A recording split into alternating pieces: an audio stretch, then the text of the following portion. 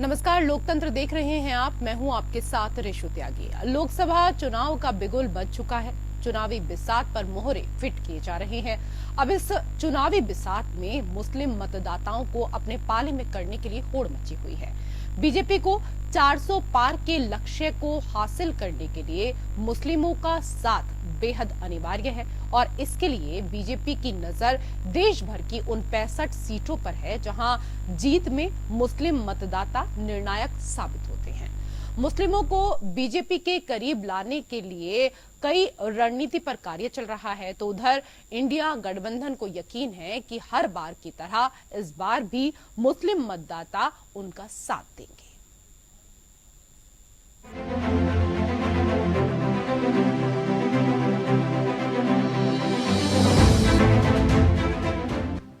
लोकसभा चुनाव के लिए एनडीए और इंडिया गठबंधन पूरे दमखम के साथ मैदान में उतर चुकी है और मुस्लिम वोट बैंक को लुभाने के लिए होड़ मची हुई है। 400 पार के नारों के साथ सियासी मैदान में उतरी बीजेपी की नजर अल्पसंख्यक वोटरों पर है। देश की 543 लोकसभा सीटों में से 65 सीटें ऐसी हैं जहां मुस्लिम वोटर जीत और हार में बड़ी भूमिका निभाते हैं और ये वो 65 सीट हैं जहां मुस्लिम वोटरों की संख्या 30% से लेकर 80% तक है। वहीं 35 से 40 लोकसभा सीटें ऐसी हैं जहां इनकी मुस्लिम समुदाय के वोटरों की अच्छी खासी संख्या है। मुस्लिमों के वर्चस्व वाले 65 सीटें असम, बिहार, उत्तर प्रदेश, दिल्ली, गोवा, हरियाणा, जम्मू कश्मीर, केरल, मध्य प्रदेश, महाराष्ट्र, तमिलनाडु, तेलंगाना और पश्चिम बंगाल में हैं। यहाँ की सीटों को जीतने के लिए बीजेपी इस बार पूरी ताकत लगा रही है और इन 65 लोकसभा सीटों पर बीजेपी ने बूथ स्तर तक जाकर मुस्लिम समाज को साधने की रणनीति बना ली है। खासकर पसमानदा मुसलमानों पर बीजेपी की खास नजर है। बीजेपी ने हाल ही के दिनों में मुस्लिम समाज के अलग अलग वर्गों से बातचीत के लिए कई अभियान भी चलाए हैं। बीजेपी का अल्पसंख्यक मोर्चा देश भर में मुस्लिम समाज के बीच इस तरह के 23,000 के लगभग स्नेह संवाद कार्यक्रम कर चुका है। इन संवाद कार्यक्रमों के जरिए मोर्चा ने देश के 1500 के लगभग विधानसभा क्षेत्रों को कवर किया है। देश भर में इसके जरिए 50 लाख से ज्यादा मुस्लिमों से संवाद किया गया। देश की सभी लोकसभा सीटों पर कुल मिलाकर 18 लाख से ज्यादा मोदी मित्र बनाए गए। अल्पसंख्यक बहुल बूथों पर मुस्लिम समाज के युवाओं को भी बूथ की टीम में महत्वपूर्ण भूमिका दी गई। इतना ही नहीं, न दूरी है न खाई है, मोदी हमारा भाई है के नारे के साथ भी मुस्लिम समाज को पीएम मोदी के साथ जोड़ने का प्रयास किया जा रहा है। वहीं बीजेपी मुस्लिम महिला वोटरों को भी साधने का प्रयास कर रही है, जो 3 तलाक की बुराई से निजात दिलाने के लिए पीएम मोदी को पसंद करती है। बीजेपी को ये भी लगता है कि मुस्लिम समाज का एक बड़ा तबका अब मोदी की जीत में भागीदार बनना चाहता है और यही मुसलमानों को लुभाने की बीजेपी की योजना का सबसे मजबूत हिस्सा भी है। उधर इंडिया गठबंधन को मुस्लिम वोट बैंक बीजेपी के खिलाफ बड़ा हथियार नजर आ रहा है। यूपी में 19% मुस्लिम वोट बैंक के लिए जंग छिड़ गई है। यूपी के 24 लोकसभा सीटों पर मुस्लिम वोट निर्णायक साबित होते हैं। कांग्रेस मुस्लिम वोट बैंक को वापस पाने के लिए बेताब है, तो सपा को यादवों के अलावा पीडीए यानी पिछड़ा, दलित और अल्पसंख्यक वोट बैंक पर भरोसा है। अब जबकि यूपी में 2024 का लोकसभा चुनाव कांग्रेस और सपा गठबंधन करके लड़ रही हैं, तो दोनों को यकीन है कि मुस्लिम वोट बैंक के सहारे वो बीजेपी को मात दे सकती हैं। लेकिन सपा और कांग्रेस का खेल बसपा बिगाड़ सकती है। बसपा ने यूपी में बड़ी संख्या में मुस्लिम नेताओं को टिकट देकर साफ मैसेज दे दिया है कि बसपा इस चुनाव में अपने धुर विरोधी समाजवादी पार्टी का खेल खराब करना चाहती है। विपक्ष मुस्लिम वोट बैंक के लिए लड़ रहा है, तो बीजेपी खामोशी से मुस्लिम वोट बैंक में सेंध लगाने की रणनीति में जुटी हुई है। दरअसल प्रधानमंत्री मोदी लगातार विरोधी दलों पर तुष्टीकरण की राजनीति करने का आरोप लगाते हुए सबका साथ, सबका विकास, सबका विश्वास, सबका प्रयास के एजेंडे के साथ देश में रहने वाले सभी लोगों के विकास के लिए काम करने की बात कहते रहे हैं, चाहे वो समाज के किसी भी तबके या धर्म से जुड़े हों। बीजेपी की बैठकों में भी प्रधानमंत्री मोदी पार्टी नेताओं और कार्यकर्ताओं को वोट की चिंता किए बगैर समाज के सभी तबकों के साथ संवाद करने की नसीहत देते रहे हैं। मोदी सरकार की उपलब्धियों और पार्टी द्वारा चलाए जा रहे आउटरीच कार्यक्रमों को मिल रहे रिस्पॉन्स से बीजेपी के रणनीतिकारों को ये लग रहा है कि इस बार मुस्लिम समाज के लोग बड़े पैमाने पर बीजेपी को वोट करने जा रहे हैं। अगर ऐसा होता है तो प्रधानमंत्री मोदी का अब की बार 400 पार का नारा हकीकत का रूप ले सकता है। Bureau report, APN।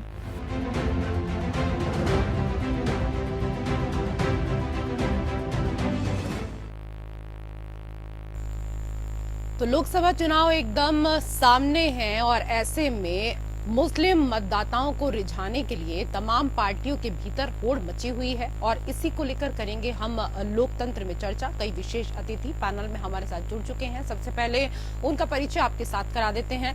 हमारे साथ बीजेपी के प्रवक्ता अश्विनी शाही जी जुड़ चुके हैं। शाही जी, स्वागत है आपका। हमारे साथ कांग्रेस के प्रवक्ता गोपाल कृष्ण भी जुड़ चुके हैं। आपका भी स्वागत गोपाल कृष्ण जी। हमारे साथ सपा के प्रवक्ता अशोक तिवारी जी जुड़ चुके हैं। आपका भी स्वागत है तिवारी जी। और हमारे साथ टीएमसी के प्रवक्ता राम प्रकाश पांडे जी भी जुड़ चुके हैं। आपका भी बहुत बहुत स्वागत। और ब्रेक के उस पार हमारे साथ पॉलिटिकल एक्सपर्ट अनिल गर्ग जी भी इस चर्चा में मौजूद रहेंगे। सबसे पहला सवाल मेरा आपसे ही है अशोक तिवारी जी। बीएसपी ने 12 में से 4 टिकट मुस्लिम नेताओं को दिए हैं और इससे ये मैसेज गया है कि बीएसपी इस चुनाव में अपने धुर विरोधी समाजवादी पार्टी का खेल खराब करना चाहती है। बीजेपी के साथ साथ बुआजी ने तो आपकी भी चिंताओं की जो लकीरें हैं वो बढ़ा दी हैं। अखिलेश यादव को भी अब मायावती से सतर्क रहने की आवश्यकता है। जी बड़ा बढ़िया सवाल आपने किया। मायावती जी कुछ भी करें, उनका करने से कुछ नहीं होने वाला है। सच्चाई यह है कि इस समय जो समाज है वो मुस्लिम और हिंदू में बटा हुआ समाज नहीं है। हिंदू मुस्लिम में बांट कर हम नहीं देखते समाज को।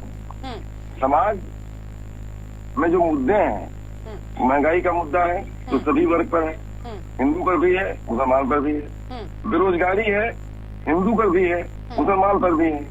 किसान मुसलमान भी है, हिंदू भी है। ये सभी लोग जो भी हैं वो हिंदू मुसलमान बांट करके हम नहीं देखते। ठीक है, आप ना धर्म बांटते हैं, आप कह रहे हैं ना आप जातियों को बांटते हैं, फिर पीडीए की हमेशा क्यों बात करते रहते हैं आप? मैं स्पष्ट बता रहा हूँ, आपके सवाल पर ही आ रहा हूँ जी। पीडीए का सवाल उठेगा, हमेशा उठेगा। अभी मैं बता रहा था कि यहाँ पर युवा परेशान है, यहाँ पर महंगाई से जनता परेशान है, यहाँ पर किसान परेशान है। युवा, किसान और जनता ये मिल करके क्रांति कर रहे हैं और वो क्रांति के सैलाब जो है वो भारतीय जनता पार्टी को परेशान कर रहा है और भारतीय जनता पार्टी को ले डूबेगा। सच्चाई ये है कि तो आप लोग तो हमेशा पीडीए की बात करते हैं, भारतीय जनता पार्टी सबका साथ सबका विकास की बात कर रही है। अरे कितना कर रही है वो मुझे मौका दीजिए, मैं बोल रहा हूँ। पीडीए की बात करते हैं, पीडीए की बात करेंगे। पिछड़ा दलित अल्पसंख्यक अगड़े भी हैं, उसमें आधी आबादी भी है, आदिवासी है। इसकी बात हमेशा करेंगे क्योंकि जो है जाति जनगणना की बात करेंगे हम। यहाँ पर जो भी लोग पिछड़े हैं, दलित हैं, अल्पसंख्यक हैं, उनका हक जो बाबा साहब भीमराव अम्बेडकर ने दिया था, आज हक मारने की कोशिश कर रही है भाजपा सरकार। भाजपा आज हक मार रही है। आज पिछड़ों को उनका हक नहीं मिल रहा है और 70,000 शिक्षक भर्ती घोटाले का मामला सामने है, जिसको कई बार मैं वापस से आपके पास आऊंगी, लेकिन सबका साथ सबका विकास की आप बात करते हैं शाही जी। और देखिए सबका विकास हो ही नहीं रहा है। मैं आती हूँ सर, वापस से आपके पास आती हूँ। यहाँ पर पूंजीपतियों के साथ पूंजीपतियों का विकास, यहाँ पर किसानों का लोन नहीं माफ किया जा रहा है, पूंजीपतियों का लोन माफ किया जा रहा है। यहाँ पर घोटाला हो रहा है। आप देखिए, चलिए ठीक है, मैं जवाब ले लूँ इस पर। सुप्रीम कोर्ट ने शाही जी, आप सबका साथ और सबका विकास का नारा तो देते हैं, लेकिन बात सिर्फ पूंजीपतियों की ही करते हैं। और सपा की अगर बात करें तो पीडीए का जो ए है वो समय के अनुसार बदल जाता है। कभी ये ए अल्पसंख्यक हो जाता है तो कभी ये ए अगड़ा हो जाता है। इस पर भी टिप्पणी। वही मैं पूछने वाला था कि ये ए से जो है अल्पसंख्यक से ये अगड़ा कहाँ गया? ठाकुर बावन बनिया कहाँ थे उसमें? वो पीडीए तो शुरू से एमवाई की कंपनी ये है, मुस्लिम यादव की, अब पीडीए पर आई है, तो उसमें ए से अगड़ा कहाँ कब घुस गया उसमें, ये तो नहीं बताया गया। ये पहले तो यही आया था, अल्पसंख्यक दलित, पिछड़ा दलित अल्पसंख्यक। तो ये इन लोगों ने हो सकता है कि नया कुछ चेंज कर लिया हो, अलग बात है। चलिए, अच्छी बात है, सबके लिए सोचें ये लोग, लेकिन वो जनता समझ चुकी है कि वो हमारे लिए नहीं सोच रहे, किसके लिए सोच रहे हैं, वो सपा को क्या करना है, कैसे करना है, वो बताइए। दूसरा, इन्होंने पूंजीपतियों की बात बार बार ये लोग कहते हैं कि भारतीय जनता पार्टी पूंजीपतियों के लिए सोचती है। अच्छी बात है आरोप लगाना। अभी कुछ दिन पहले 1-2 केस आए थे जिसमें हिंडनबर्ग और क्या क्या आरोप विपक्ष ने लगाए। माननीय सुप्रीम कोर्ट में जाकर वो औंधे मुंह केस गिर गया। किस पूंजीपति की बात हम कर रहे थे, हम किस पूंजीपति का नाम ले रहे हैं। हमें तो गर्व होना चाहिए कि हिंदुस्तान का पूंजीपति विश्व में अगर स्थान रखता है अग्रणी, तो हमें गर्व होना चाहिए। लेकिन हमारे यहाँ विपक्ष को दुख होता है, ये दुख होता है क्योंकि जब इंदिरा जी, देखिए कांग्रेस के हमारे साथी हाथ उठा रहे हैं, इंदिरा जी आती हूँ गोपाल कृष्ण जी आपके पास। और जब जवाहरलाल नेहरू जी का जमाना था तो याद है हम लोगों को, कौन से सरकार जो है बड़ी परेशान थी, देश में पैसा नहीं था, लेकिन इंदौर से सिगरेट लेने जहाज दिल्ली जाया करता था। उसके बाद इंदिरा जी का जमाना आया, संजय गांधी जी किस किस के प्राइवेट जहाज में घूमा करते थे, क्या गांधी परिवार के वो जहाज थे? वो लोग अपना दिन भूल गए हैं। हमें टाटा, बिरला, अंबानी, अडानी, इस पर गर्व होना चाहिए। इस देश में बड़े व्यापारी हैं जो कि विश्व में नाम, बिल गेट्स आते हैं, कहाँ से आते हैं भाई? माइक्रोसॉफ्ट से आते हैं, जॉब स्टीव आते थे, कहाँ से आते थे? ये लोग बड़े व्यापारी हैं, एक नाम है इन लोगों का, तो उस देश को गर्व होता है कि हमारे देश में। चलिए ठीक है तिवारी जी, आपने जो आरोप लगाए उस पर तो यहाँ पर जवाब दे दिया शाही जी ने। हालांकि विषय हमारा ये नहीं है, हम विषय से भटक जाएंगे, लेकिन एक टिप्पणी गोपाल कृष्ण जी से जरूर, क्योंकि वो काफी देर से हाथ खड़ा कर रहे हैं। जी गोपाल कृष्ण जी। सर आवाज नहीं मिल पा रही आपकी, अनम्यूट कीजिए। मैडम, सभी बराबर समय मिलना चाहिए, क्या आप भरोसा रखती है बराबरी पे? सर आपकी आवाज स्पष्ट रूप से नहीं आ पा रही है हमारे पास तक। तो सभी को बराबर का दर्जा है?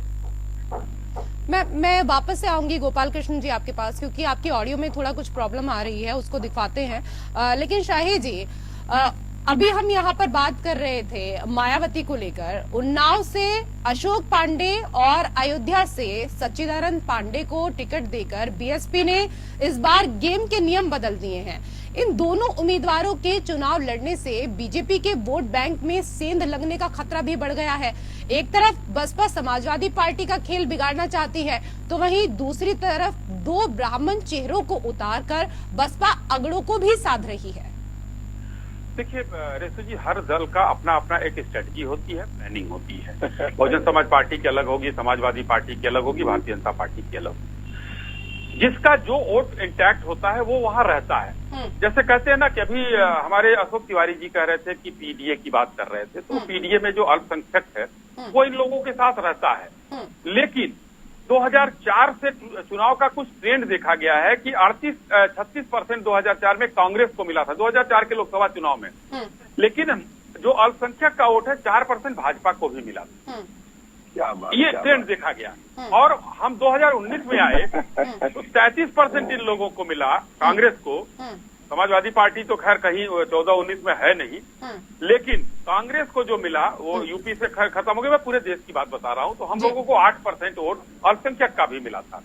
तो एक स्ट्रेटजी होती है जो हम सबके लिए करते हैं। जो देखिए, जहां कहा जाता है कि जो तलाकशुदा महिलाएं जो तलाक का दंश झेल रही थी वो हमारे साथ आई, जिनको घर में पानी मिला, जिनको घर मिला, तो अनेक जो योजनाएं थी और बहुत लंबी योजनाएं हैं, उनका लाभ जिसको भी मिला, चाहे उज्ज्वला का लाभ महिलाओं को मिला तो महिलाएं ही आई होंगी। और एक सबसे बड़ा चौंकाने वाला सर्वे एक और आया था कि भारतीय जनता पार्टी को वोट जहां पर 20 से 40% मुस्लिम रहे हैं, वहां पर 43% से ऊपर वोट मिला। इसका मतलब कि स्पष्ट है कि हमको भी वहां पर हम अपना घुसे हुए, तो हमारी स्ट्रेटजी है कि हम किस तरीके से उनके लिए काम कर रहे हैं। हम तो सबका साथ सबका विकास का नारा आपने शुरू में ही कहा, हम देते हैं, हम किसी एक के लिए नहीं करते हैं। हम 80 करोड़ लोगों को अनाज दे रहे हैं, तो उसमें हम दलित और अल्पसंख्यक और वोट हम नहीं करते हैं, ये हमारे भारतीय लोग हैं। तो बसपा ने अगर वो किया है तो बसपा के पास वोट बैंक जो उनका दलितों का जो बचा है, पिछले चुनाव में देखिए 12-13% पर वो सिमट गई थी। भारतीय जनता पार्टी उत्तर प्रदेश में 51% से ऊपर पहुंचे थे हम लोग। तो आज बहुत बड़ा गैप है, चाहे वो समाजवादी पार्टी हो, कांग्रेस हो। कांग्रेस 2% से नीचे पर सिमट गई थी। समाजवादी पार्टी का भी वोट परसेंट देखिए, भाजपा दोनों मिलकर लड़े तो देखिए कितना इनको मिला और भाजपा कहाँ रही। तो यानी कि जनता के दिलो दिमाग पर भारतीय जनता पार्टी की शानदार नीतियां रही हैं, शानदार नेता रहे हैं और शानदार आने वाला। चलिए, ये तो आप सब कुछ शानदार आप अपनी तरफ से ही कर रहे हैं और इसको कहते हैं कि जनता कर रही है।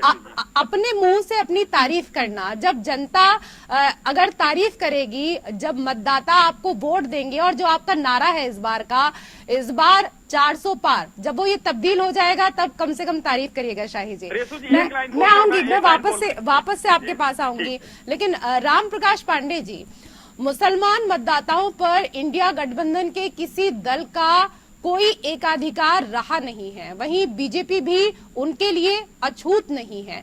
बीजेपी ने आगे बढ़कर उनसे जुड़ने की पहल की है। अब कैसी स्थिति देखते हैं आप भविष्य में? हमारे लिए तो बहुत अच्छा हुआ कि कम से कम इनका जो बार बार एक आलाप रगड़ते थे बंगाल में आने से कि ममता बनर्जी तुष्टीकरण की राजनीति करती है, तो इनके मुंह पर इनकी दोहरी नीति नजर आएगी कि आज इनकी जब परिस्थिति है 400 पार का नारा लगा रहे हैं, तब इनको मुसलमानों का याद आ रहा है। तो पश्चिम बंगाल की मुख्यमंत्री कभी इस सोचकर किसी भी जाति के साथ राजनीति नहीं करती हैं, वो सबके साथ लेके अपने प्रदेश में काम करती हैं और सबका विकास का साथ काम करती हैं। तो हमारे लिए तो बहुत अच्छा हो गया। चलिए और हमारी बढ़ के सीट आई। ठीक है, आपके लिए अच्छा हो गया है, लेकिन कांग्रेस के लिए कितना अच्छा हुआ है ये भी जानने की कोशिश यहाँ पर कर लेते हैं गोपाल कृष्ण जी, क्योंकि सेकुलरिज्म की आड़ में लंबे समय तक मुस्लिम मतदाता आप लोगों के साथ जुड़े रहे हैं, लेकिन इस जुड़ाव का दूसरा आधार भी बन पाया, उनके जो मुद्दे हैं वो अनछुए रह गए। जी जरूर। एक चीज मैं बहुत पहले से बोल रहा था कि मोदी जी पाखंड के एक सच्चे उदाहरण है, बहुत फेयर पाखंडी, हिंदू पाखंडी होने के एक बहुत सच्चे उदाहरण है। मोदी जी कोई पार्टी नहीं है, कोई अटल जी वाला ये बीजेपी नहीं है, ये बिजनेसमैन की एक चुनी हुई सरकार के वो मुखिया है, सेल्समैन है। आज वोट की जरूरत पड़ी तो मुस्लिम का वोट पकड़ लिए, तो हिंदू के लिए कहाँ है वो खराब? जो पहले बोलते थे कि हिंदू कहीं पार्टी में हम रहेंगे, मुस्लिम पाकिस्तान को सबको भेज देंगे, आज सबका पांव पकड़ रहे हैं। आपके चैनल पर पिछले डिबेट शुरू होने से पहले 15 मिनट चल रहा था, मुस्लिम में इनका एजेंट काम कर रहा है, लोग वोट बढ़ा रहे हैं। तो वोट के लिए किसी का पांव पकड़ सकता है, उनका कोई ईमान नहीं है। भले अगर मांग के सनातन का बेटा मर जाए, चाहे सनातन का बेटा भूखा रह जाए, चाहे सनातन का बेटा 20,000 का नौकरी नहीं ले पाए, रेलवे में लाठी चार्ज कर देना है, चाहे हिंदू किसान भूखे मर जाए, लेकिन मुस्लिम के पास पांव पकड़ने जरूर पहुंचेंगे। तो क्या तो पैर छूने, किसी के पैर छूने क्या बुरी बात होती है गोपाल कृष्ण जी? और सनातन धर्म में तो हमेशा से ये सिखाया ही गया है कि जो भी आपसे बड़े हैं उनके पैर छूइए और आशीर्वाद लीजिए। अगर जनता का आशीर्वाद इस तरीके से मिल रहा है तो क्या दिक्कत है?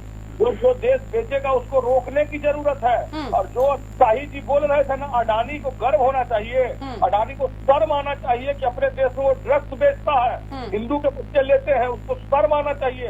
और अपना नाम अडानी का टाटा के साथ जोड़ रहे थे ना, उनको शर्म आना चाहिए। टाटा के हजारों स्कूल देश में समाज सेवा में लगे हुए हैं। टाटा का आप धूल भी पाओगे, धूल के बराबर अडानी नहीं है।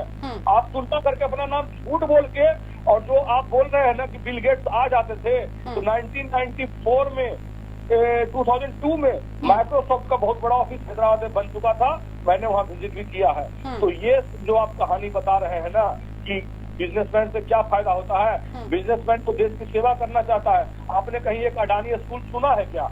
एक अडानी रिलायंस का स्कूल सुना है क्या जो फ्री में हो? टाटा के हजारों स्कूल हैं। ये इंदिरा गांधी के दौरान बनाए गए थे। कुछ दिन पहले अंबानी के पुत्र माननीय मुकेश अंबानी जी बोल रहे थे कितनी बड़ी रिलायंस अंपायर बनी, मोदी जी है तो मुमकिन है।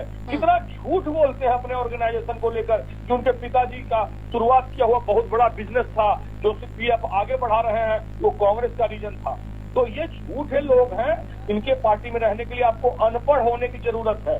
जैसे एग्जाम्पल के साथ मैं सब कुछ भी बोलूंगा, जैसे जयंत सिन्हा IIT दिल्ली के प्रोडक्ट हैं, हार्वर्ड से पढ़े हुए हैं, उनका टिकट काट दिया गया, लेकिन स्मृति ईरानी का टिकट बचा रहा। चाहे आपके विधायक हो, फिल्मों के सितारे हैं, आपने टिकट दे दिया पवन सिंह को, उसके बाद वो मना कर गए कि मैं नहीं लड़ूंगा चुनाव। चाहे गौतम गंभीर खिलाड़ी हो, मैं नहीं लड़ूंगा चुनाव। ऐसे कई लोग, आज प्रज्ञा ठाकुर जी की हालत देख लीजिए, उन्होंने एक बार। चलिए ठीक है, आप इनकी हालत पर तो सवाल उठा रहे हैं, लेकिन मुझे लगता है एक बार अपनी हालत पर भी आपको नजर घुमाकर देख लेना चाहिए, क्योंकि आपके यहाँ पर 10,000 की संख्या सर कम नहीं होती है। चाहे कांग्रेस के सदस्यों की बात की जाए, कांग्रेस के कार्यकर्ताओं की बात की जाए, कांग्रेस के विधायकों की बात की जाए, कांग्रेस के सांसदों की बात की जाए, कांग्रेस के पूर्व मुख्यमंत्रियों की बात की जाए। आप देखिए ना कि आपकी पार्टी से कितने लोग छोड़कर बीजेपी का दामन थाम रहे हैं, और इसके पीछे क्या कारण रहा, मंथन करने की आप लोगों ने कोशिश की क्या कभी? मैं जवाब समझ गया आपका सवाल। आज की बात है, आज की कर्नाटक के पूर्व मुख्यमंत्री सदानंद गौड़ा बीजेपी से थे, कांग्रेस में आ गए। 4 सांसद आपके छोड़ के कांग्रेस ज्वाइन कर चुके, चारों हिंदू थे। आपके कई सारे विधायक ज्वाइन कर रहे हैं, हिंदू है वो। अगर गिनेंगे ना, अगर बराबर करेंगे तो थक जाइएगा मैडम। आप मीडिया में दिखाते नहीं है। आज तो पशुपतिनाथ पारस जी बिहार में छोड़ दिए। अगर मीडिया में हम चीजें दिखाते नहीं सर, तो शायद आप डिबेट में नहीं बैठे होते। तो इस तरह के आरोप कम से कम मीडिया पर मत लगाया कीजिए। हर चैनल पर बैठकर इस तरह की आप लोग बातें करेंगे, ये सही नहीं है। कुछ ना कुछ आप लोगों के अंदर कहाँ कमी है, उन कारणों को टटोलने की कोशिश कीजिए। सारे आरोप आप मीडिया के ऊपर गढ़ दें तो उससे क्या लाभ होगा? क्या उत्तर प्रदेश में आपकी सीटें बढ़ जाएंगी? नहीं, आपने क्या मान लिया है? नहीं, आप बताइए ना सर। आप जाइए जनता के बीच जाइए, वहाँ पर प्रचार करिए, वहाँ पर प्रसार करिए, लेकिन मीडिया को कोसना, इस तरीके से एक नेशनल चैनल पर बैठकर इस तरह की बातें करना कि कांग्रेस की आवाज को नहीं सुनते हैं। कौन आपकी आवाज नहीं सुनता है? राहुल गांधी ने भारत जोड़ो न्याय यात्रा की, क्या मीडिया वालों ने नहीं दिखाया? राहुल गांधी ने अभी न्याय यात्रा की, क्या मीडिया वालों ने नहीं दिखाया? आपके जितने भी तमाम नेता कोई भी बयान देते हैं, कोई भी प्रतिक्रिया देते हैं, क्या मीडिया वाले नहीं दिखाते?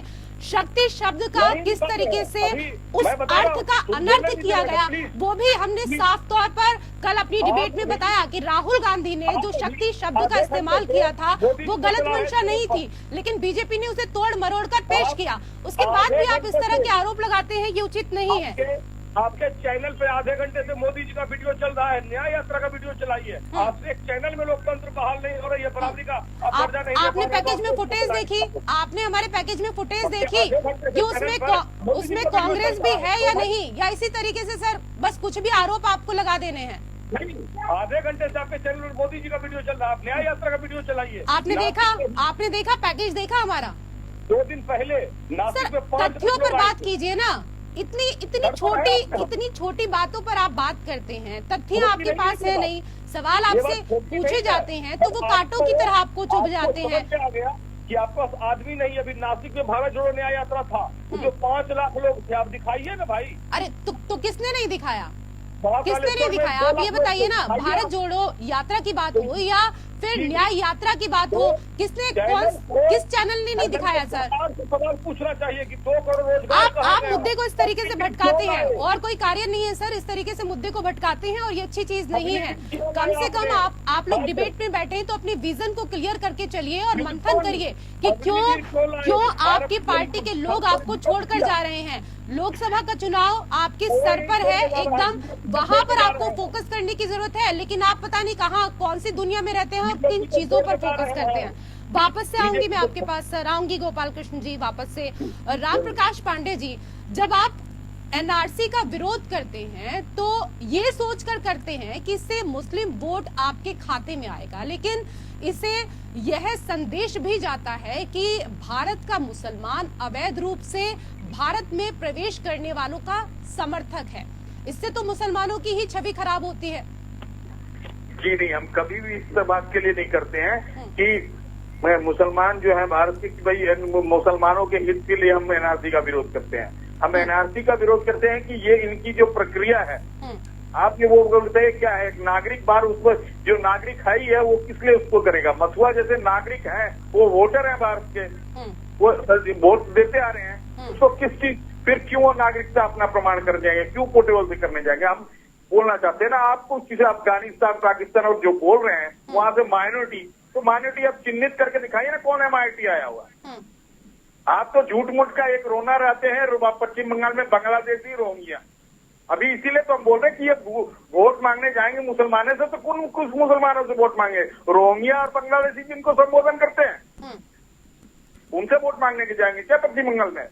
अशोक तिवारी जी, 2019 के लोकसभा चुनाव में पश्चिमी उत्तर प्रदेश की सीटों पर दलित मुस्लिम गठजोड़ ज्यादा कारगर रहा और बीजेपी पर भारी भी पड़ा। बीजेपी का फोकस इस बार उन्हीं सीटों पर सबसे ज्यादा है जो 2019 के चुनाव में उसे नहीं मिल पाई थी।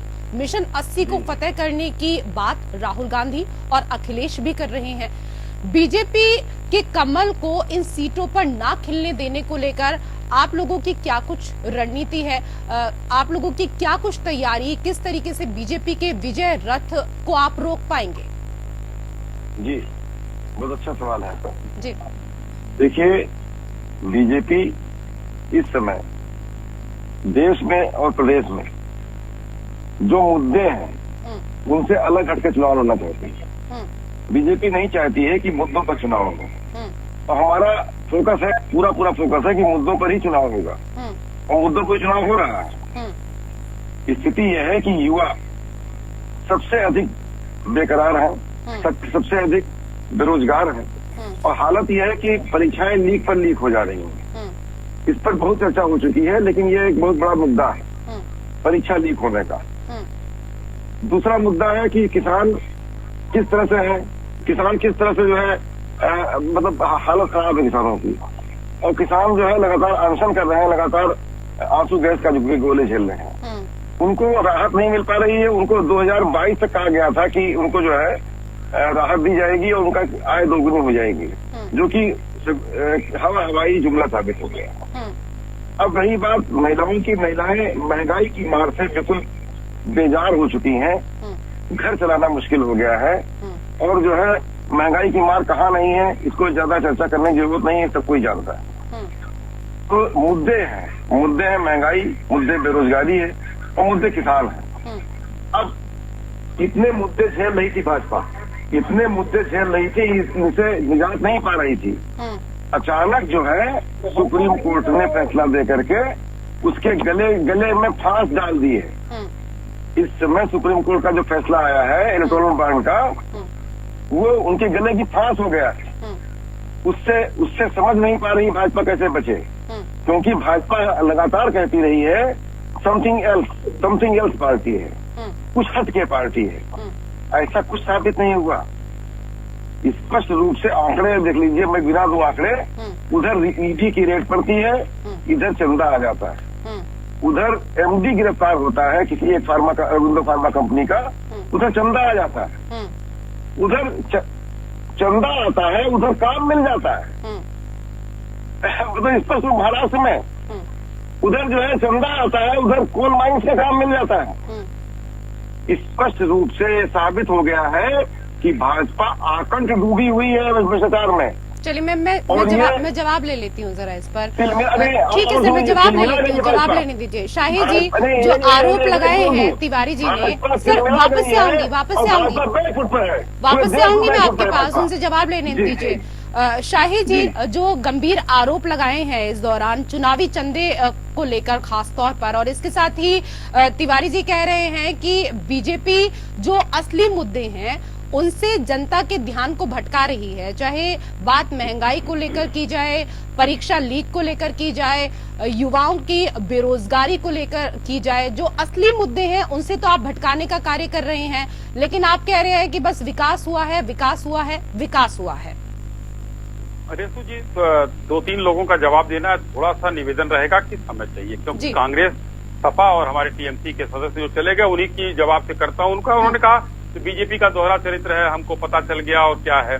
देखिए, जो रोहिंग्याओं को ये लोगों ने बसाया है उसको उसके मूल देश जो है म्यांमार ने लेने से मना कर दिया है। तो हमारा देश धर्मशाला नहीं है कि हम उनको बसा लेंगे। जो टीएमसी के नेता लोग उनको वहां पर बसाए हुए हैं, तो वो आज नहीं कल उनका भी निस्तारण होना ही है। अब आता हूं हमारे सपा के मित्र जो है यहाँ पर जो चीजें कह रहे थे, इन्होंने टू दी पॉइंट सवाल उठाया महंगाई और बेरोजगारी का। मैं इन्हीं से पूछता हूं 2012 से 17 के बीच में उत्तर प्रदेश की बेरोजगारी कितनी थी और महंगाई कितनी थी? ये स्पष्ट रूप से देख लीजिए, 17% से ऊपर की बेरोजगारी थी, आज 2% बेरोजगारी है। तो ये ज्यादा हुआ है या कम हुआ है, इसको क्या कहते हैं? महंगाई ये केंद्र सरकार में थे, डबल डिजिट की महंगाई ये लोग दे रहे थे, और आज डबल डिजिट में हम नहीं पहुंचे हैं। इनको भी वो चीज सोचना चाहिए। मुद्दे उठाइए, आप जाइए जनता के पास, जनता को समझाइए। 2014 में नहीं समझा पाए, 19 में नहीं समझा पाए, 22 में नहीं समझा पाए, फिर नहीं समझा पाएंगे। हमारे कांग्रेस के एक मित्र आपसे कुछ चर्चा कर रहे थे, लोगों को जानकारी नहीं होती है।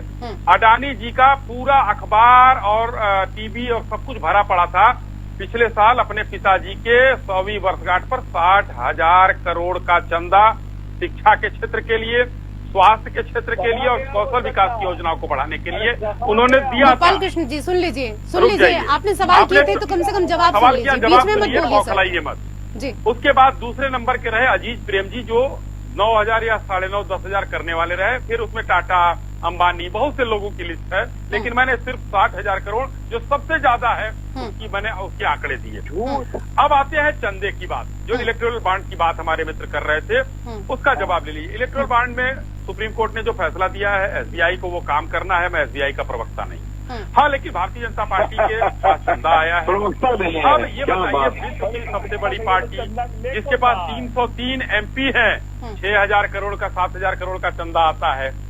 एक स्टेट की सरकार टीएमसी की है, उसके पास 1,600 करोड़ का चंदा आ जाता है, उसने कौन सा काम दिए? और कांग्रेस तो कहीं सरकार में नहीं है केंद्र में, तो इसके पास 1,400 करोड़ का आया, जो वो उसके बदले कौन सा काम दिया गया, उसे किसको फायदा पहुंचाया गया, इन लोगों को भी तो बताना चाहिए। तो आज बौखलाहट क्यों है? कुछ दिन इंतजार कीजिए, आपको पता चल जाएगा आपके पास कौन सा प्रमाण है कि किसी के चंदे के बदले किसी को काम मिला। तो कांग्रेस ने किसके कौन सा काम दिया, टीएमसी ने क्या काम दिया, बीजू जनता दल ने क्या काम दिया, डीएमके ने क्या दिया, समाजवादी पार्टी ने क्या काम दिया और आम आदमी पार्टी ने क्या काम दिया, सबके सामने आ जाएगा ना। आप लोग के पास कोई तर्क हो, कोई तथ्य हो, कोई मुद्दा हो, उठा कर ले आइए, हम लोग सहर्ष स्वीकार करते हैं। हम स्टेट बैंक के हम प्रवक्ता नहीं है, लेकिन हमारे दल को जो चंदा मिला है, ये आज अंतिम लाइन में बोल रहा हूँ रेशु जी, ये आज ये ट्रांसपेरेंसी आई है कि इससे पता चलता है कि कांग्रेस जैसी पार्टी को 1,400 करोड़ का चंदा और हमको 7,000 करोड़ का चंदा, ये हम लोगों की पार्टी की दूरदर्शिता है। कम से कम कागज पर तो आया, पहले तो आता था बक्सा बक्सा भर के, केरल के हवाई अड्डे से जो जहाज उड़कर जाते थे इटली, उस बक्से की जांच नहीं होती थी, क्या क्या ले गए हैं आप लोग, क्या क्या किया है आप लोगों ने, उसकी जांच नहीं होती है। आज तो कम से कम आपको कहने का है कि भाजपा 7,000 करोड़ पाई, हम भी 1,400 करोड़ पाए। उस 1,400 करोड़ की बात ये लोग नहीं कर रहे हैं, किसी एक ने किया हो तो बता। चलिए एक टिप्पणी अशोक तिवारी जी से ले लेती हूँ। अशोक तिवारी जी भी चंदे पे कुछ कहना चाह रहे हैं जी। जी स्पष्ट रूप से कहना चाह रहा हूँ भाई। सुनील जी बताएं, हब पावर कंपनी है, hub power company Pakistan based है। ये जो है गूगल पे सर्च करने से आता है, सर्च करेंगे गूगल पे आता है hub power company Pakistan based company. उसमें चंदा आता है इनका 18 अप्रैल 2019 को, और जो है पुलवामा का हमला 14 फरवरी को होता है। हम नहीं कहते कि इसका कोई तालमेल है, लेकिन क्या रहस्य है ये समझ में नहीं आ रहा। पुलवामा का हमला जोड़ रहे हैं, नहीं आ रहा है कि पाकिस्तान बेस्ड कंपनी है, कैसी कंपनी है, ये पता लगाने पता लगेगा। अगर मैं आपको चैलेंज करता हूँ, कोई साक्ष्य हो तो प्रस्तुत करिए। साक्ष्य प्रस्तुत नहीं करेंगे, इसीलिए चलिए कोई बात नहीं, कुछ दिन का इंतजार कीजिए, क्योंकि सारी जो चीजें हैं वो ऐसा तो है नहीं कि छिपी हुई रह जाएंगी, वो तो सबके सामने आएंगी, सार्वजनिक हो जाएंगी। उस पल की आप लोग भी प्रतीक्षा कीजिए। अभी इस पर बात नहीं करते हैं, जो अभी आज का विषय है सर, उस पर बात करते हैं। और अनिल गर्ग जी भी हमारे साथ जुड़ गए हैं। मैं आऊंगी सर, वापस से आप लोगों के पास आऊंगी। अनिल गर्ग जी, 2013 में मुजफ्फरनगर के जाट मुस्लिम समीकरण के ध्वस्त होने का फायदा 2014 के लोकसभा चुनाव में बीजेपी ने भरपूर उठाया था, लेकिन 2019 के लोकसभा चुनाव में सपा बसपा गठबंधन ने पश्चिमी उत्तर प्रदेश की मुस्लिम बहुल सीटों पर दलित मुस्लिम समीकरण बीजेपी की हिंदुत्व लहर पर भारी पड़ा और बीजेपी को आश्चर्यजनक रूप से लोकसभा की 10 सीटों पर हार का मुंह देखना पड़ा। ये वो सीटें थी जहां पर 41 से 50% मुस्लिम वोटर हैं। ये सीटें बीजेपी 2019 के लोकसभा चुनाव में सपा बसपा गठबंधन से हार गई थी। इस बार सपा और बसपा दोनों अलग है। बीजेपी को फायदा मिल सकता है क्या इन 10 सीटों पर? और इस बार मुस्लिमों को साधने की तैयारी बीजेपी निकाय चुनाव के समय से ही कर चुकी थी, क्या उसका भी लाभ मिलेगा? दो बातें आपने कही है रेशु जी। पहली बात तो यह है कि जिस पीडीए की चर्चा अखिलेश जी आजकल करते हैं ना बड़े जोरों शोरों से, वो पीडीए असल में बना था 2019 में। 2019 में निसंदेह वो पीडीए था।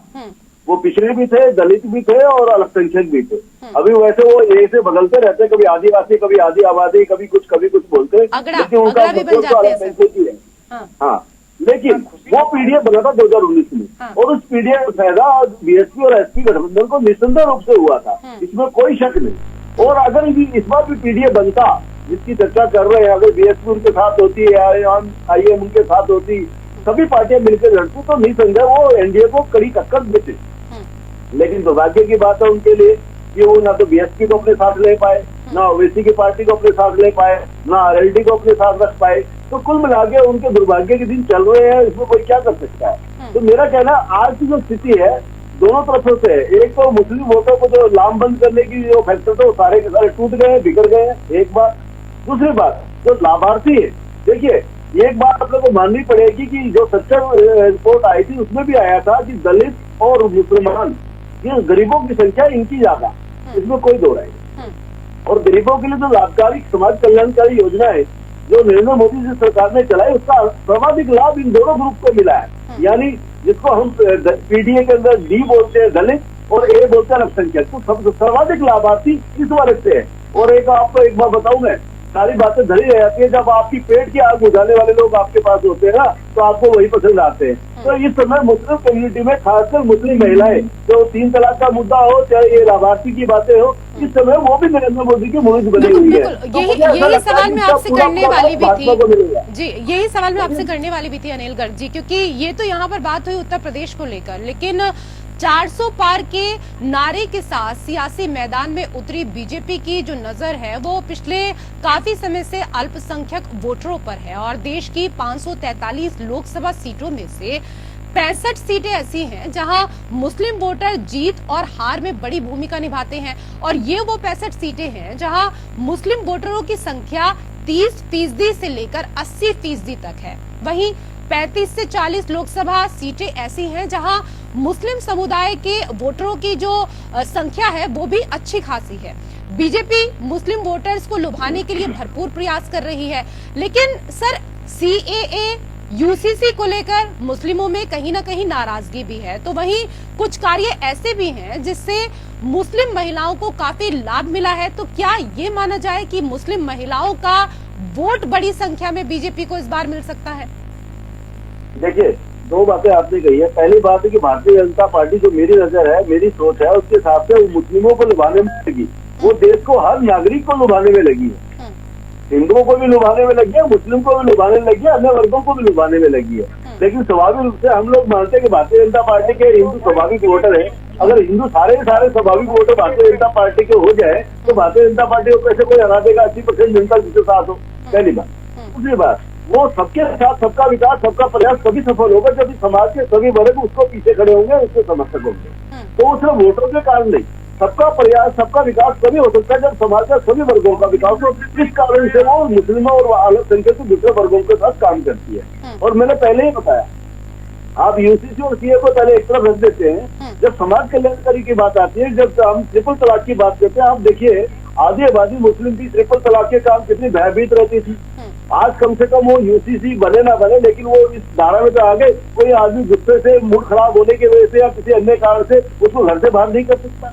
ये क्या छोटी बात है? बहुत बड़ी बात है। दूसरी बात, लाभार्थी, मैंने आपको बताया, एक गरीब मुसलमान का घर है, उसके लिए आपने गैस दे दी, उसके लिए आपने टॉयलेट दे दिया, उसके लिए मकान बना दिया, उसके बच्चों को फ्री एजुकेशन दे दी, उसको अगर वो किसानदारी करता है उसको 6,000 रुपए साल के दे दिए। आपको जैसे जैसे जनधन योजना के अंदर उसे खाते खुला दिए, सीबीटी के कारण तो सीधा पैसा आ रहा है। आपकी छोटी अगर समृद्धि योजना ले रही है तो आप वो ले सकते हैं। तो मेरा कहना है, ये छोटे छोटे जो समाज कल्याणकारी है ना, इन्होंने गरीबों की घरों की दशा बदली है, उनकी जरूरतों को फायदा पूरा किया है। तो जब किसी को आप फायदा पहुंचाते हैं ना, जब किसी का पेट भरते हैं, तो वो समाज से, जाति से, धर्म से ऊपर उठकर उस व्यक्ति को पसंद करता है जिसने आपको चलाने में मदद की। और मुझे लगता है नरेंद्र मोदी के पक्ष में सबसे बड़ी बात यही जाती है कि उसने समाज कल्याणकारी योजना में खासकर गरीबों को, जो किसी धर्म का हो, किसी जाति का हो, उसका फायदा पहुंचाया, उसका घर चलाने में मदद की है। ये बड़ी बात है। ठीक है, मतलब कुल मिलाकर आपका कहना है कि प्रधानमंत्री ने ना किसी के धर्म को देखा है, ना किसी की जाति को देखा है, और सबका कल्याण करने का कार्य उन्होंने किया। गोपाल कृष्ण जी कुछ कहना चाह रहे हैं? जी जी, सबसे पहले मैडम अनिल गर्ग जी का नाम राजनीतिक विश्लेषक से बदलकर बीजेपी प्रवक्ता कर दीजिए। यही झूठ है। आपसे एक चैनल में लोकतंत्रता मेंटेन नहीं होता है तो आप लोग क्या बात करोगे लोकतंत्र की? हमेशा सिखाना है, बुलवा लेना है, राजनीतिक विशेषज्ञ में बीजेपी के प्रवक्ता को बिठा लेना है। इनको बता देते हैं कि पूरा भारत का किसान खड़ा है दिल्ली के बॉर्डर पर, घाटी बिछवाना है, रोड पर दीवार आज तक धरती पर कहीं नहीं हुआ, धरती पर कहीं नहीं हुआ कि एक स्टेट को दूसरे स्टेट के लिए। अनिल गर्ग जी इनको कंप्लीट करने दीजिए उसके बाद। डरते हैं प्रधानमंत्री जी किसान से, इतना डरते हैं प्रधानमंत्री, इतना डरपोक प्रधानमंत्री भारत के इतिहास में नहीं हुआ।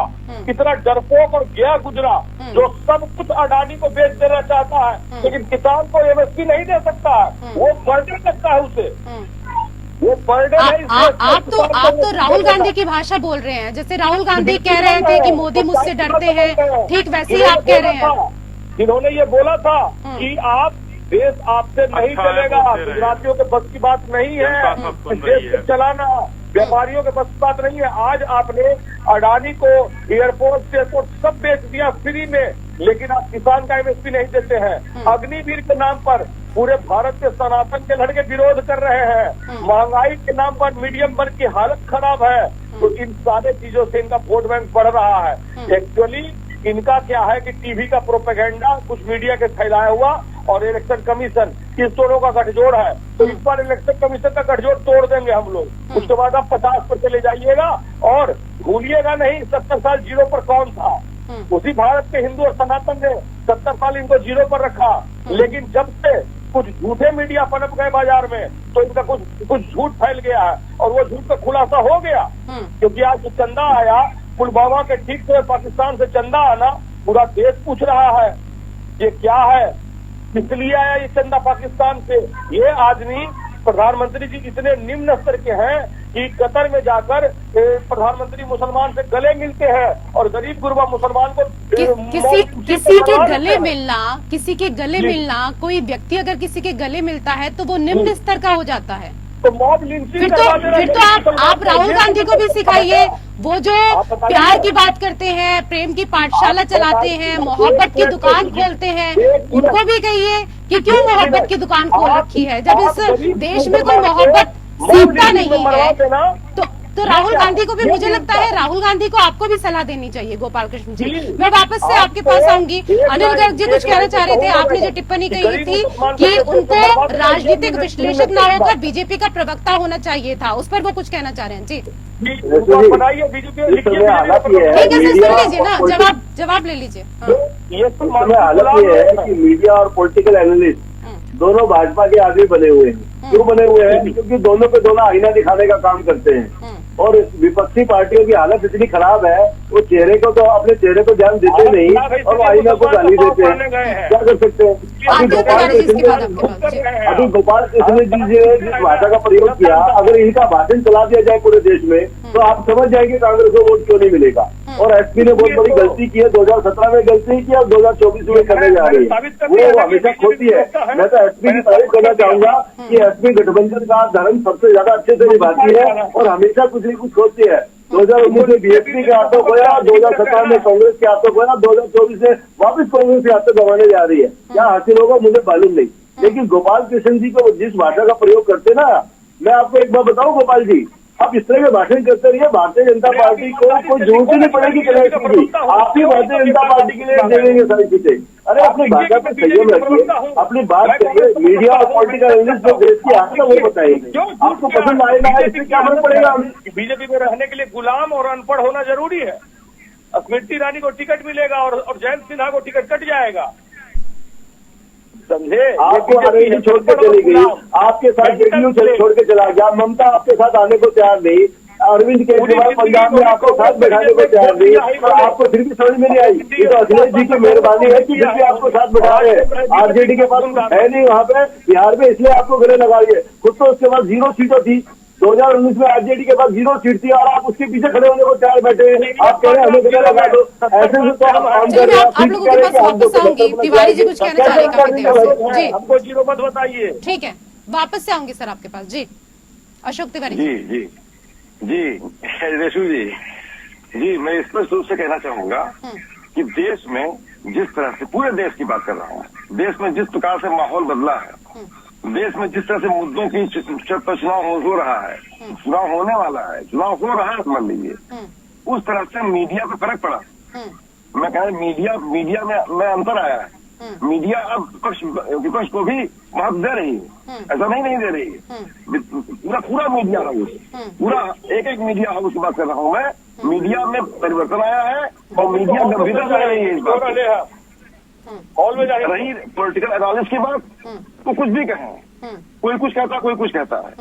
जनता बहुत ही बुद्धिमान है, जनता समझदार है, जनता समझती कौन क्या किस लिए कह रहा है, ये समझने की बात होती है। जनता भी आती है। ठीक है, तो मैं आप ही की बात पर आती हूँ। आप कह रहे हैं ना कि जनता समझदार है, तो जनता समझदार है। मीडिया में कोई किसी का भी बखान करे, कोई राजनीतिक विश्लेषक बैठकर बीजेपी के प्रवक्ता बने या कांग्रेस के प्रवक्ता बने, जनता समझदार है ना सर। जनता समझदार है, वो खुद तय करेगी कि उसको कहाँ जाना है कहाँ नहीं।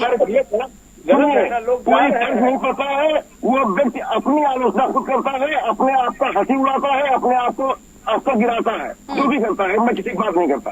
अब आता हूँ मुद्दे की बात पर। इस समय मुद्दे पर चुनाव हो रहा है पूरे देश में। मीडिया भी हमारा साथ दे रहा है, ऐसा नहीं साथ नहीं दे रहा है। मीडिया भी जहाँ तक मीडिया भी दबाव में होता है, उसकी दिक्कतें होती हैं। जो सत्ता में होता है उसका पावर होता है, और मीडिया भी उस तरह से काम करता है बेचारा, लेकिन कोई दिक्कत नहीं है। अब सवाल इस बात का है कि जो है जनता पलटने जा रही है सरकार को।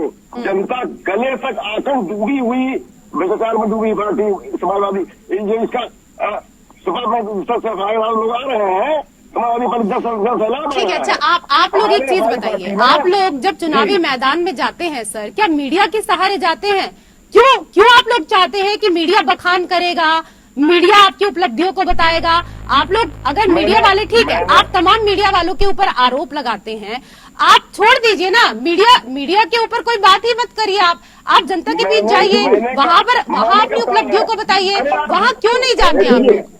अरे मैं तारीफ कर रहा हूँ मीडिया की, आप मुझे कह रही है, आप मेरी बात सुन रहे हैं तो फिर शाही जी आखिरी प्रतिक्रिया, क्योंकि समय का अभाव है। मैंने मीडिया की बुराई करी ही नहीं है। मैं कहता हूँ इस समय मुद्दे पर चुनाव हो रहा है, मीडिया भी दिखा रहा है और मुद्दे पर चुनाव होकर रहेगा, और भारतीय जनता पार्टी की बुराई हो रही है। इसमें हिंदू मुसलमान का मैटर नहीं है, ये हिंदू मुसलमान सब मिल करके, हिंदू मुसलमान सिख ईसाई इस देश में सब भाई भाई हैं, और सब लोग मिल करके। अरे सबका साथ सबका विकास बोलिए ना भाई, ज्यादा अच्छा रहेगा। देखिए रेशु जी, मुझे सिर्फ दो बातें कहनी है, अपनी बात समाप्त करता हूँ दो बात कह के, कि एक तो उस दल के नेता लोग यहाँ पर बखान कर रहे हैं जिस दल के मुखिया चुनाव लड़ने से मना कर रहे हैं। सर समय का अभाव है, संक्षेप में शाही मैं संक्षेप में दो ही एक तो ये कि उस दल के लोग यहाँ पर अपने जीत का दावा कर रहे हैं जिसके गांधी परिवार में कोई लड़ने के लिए तैयार नहीं है चुनाव, और सब उत्तर प्रदेश छोड़कर भाग गए। दूसरा, आज पूरे देश में भाजपा की जीत हार की चर्चा नहीं है, जीत तो लोग मान चुके हैं। आज चर्चा हो रही है 400 पार की, चर्चा 400 पार की है, जीत हार की चर्चा नहीं है। जीत लोग मान चुके हैं, जनता ने आशीर्वाद दे दिया है, इतना मानिए। और बाकी कांग्रेस के प्रवक्ता, ठीक है शाही जी, कॉन्फिडेंस अच्छा होता है, लेकिन कभी कभी ओवर कॉन्फिडेंस ले डूबता है, तो इसलिए इतने ज्यादा भी आश्वस्त मत होइए, क्योंकि जनता के बीच आप भी जाइए और आपने जो कार्य किए हैं उन उपलब्धियों को जनता के बीच जाकर बताइएगा। बहुत बहुत धन्यवाद आप सभी मेहमानों का हमारे साथ इस चर्चा में जुड़ने के लिए। लोकतंत्र में मेरे साथ फिलहाल इतना ही। नमस्कार।